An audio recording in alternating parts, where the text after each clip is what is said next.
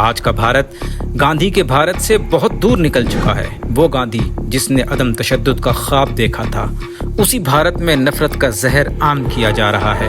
گاندھی کے قاتل ایک سوچ سے نکلے تھے، RSS کی سوچ سے۔ بھارت میں ہندوتوا کی بنیاد ونائک دامودر ساورکر نے رکھی۔ یہ تحریک ابتدا ہی سے سیکولر بھارت کے تصور کے خلاف تھی۔ ان کا مقصد ہندوستان کو ایک خالص ہندو راشٹر بنانا تھا، جہاں دیگر مذاہب کے لیے کوئی برابری نہ ہو۔ RSS یعنی راشٹریہ سویم سیوک سنگھ اسی ہندوتوا نظریے کی پروردہ تنظیم تھی، اور یہی تنظیم آج بھارت کی سیاسی اور سماجی زندگی پر مکمل غلبہ رکھتی ہے۔ مہاتما گاندھی جو امن اور عدم تشدد کے سب سے بڑے داعی تھے، انہیں 30 جنوری 1948 کو ناتھورام گوڈسے نے قتل کیا۔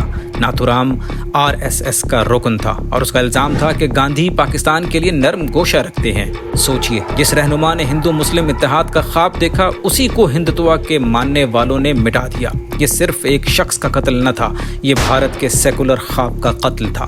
6 دسمبر 1992 بابری مسجد کو انتہا پسند ہندوؤں نے شہید کر دیا۔ اس وقت بھارتیہ جنتا پارٹی نے اس مہم کی قیادت کی۔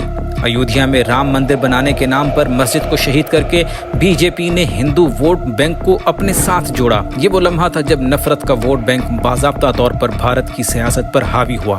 یاد رہے، BJP 1984 کے الیکشن میں صرف 2 سیٹیں جیت سکی تھی، لیکن بابری مسجد کی شہادت کے بعد یہ پارٹی مرکزی دھارے میں آ گئی۔ 2002 میں گجرات میں مسلمانوں پر ایک خوفناک قتل عام برپا کیا گیا۔ تقریباً 2000 مسلمان شہید ہوئے۔ ان فسادات کے دوران نریندر مودی گجرات کے وزیر اعلیٰ تھے۔ ان پر یہ الزام ہے کہ انہوں نے فسادات کو روکنے کی بجائے خاموشی اختیار کی۔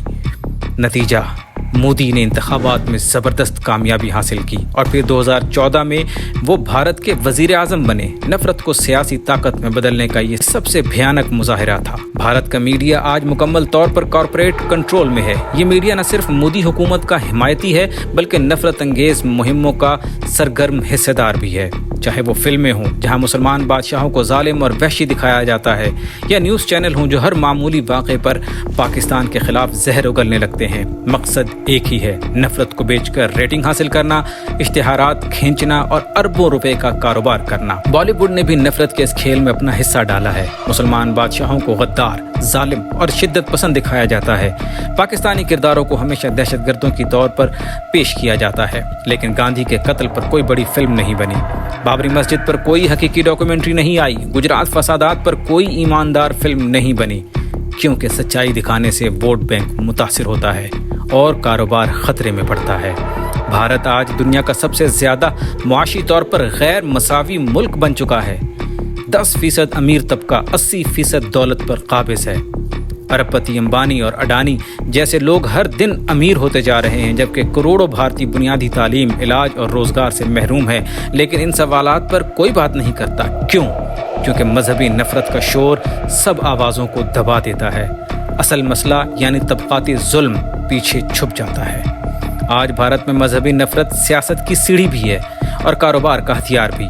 یہ نفرت بھارت کے اندر بھی تباہی لا رہی ہے اور خطے میں بھی جنگ کا ماحول پیدا کر رہی ہے۔ پاکستان کو ہوشیار رہنے کی ضرورت ہے۔ ہمیں سمجھنا ہوگا کہ دشمنی کا یہ ماحول اصل میں بھارت کے اپنے اندرونی زخموں کو چھپانے کے لیے ایک چال ہے۔ ہماری بقا اور ترقی اسی میں ہے کہ ہم دشمن کی چالوں کو پہچانیں اور اپنے اندر اتحاد، علم اور قوت پیدا کریں۔ اللہ پاکستان کا حامی و ناصر ہو۔ پاکستان زندہ باد۔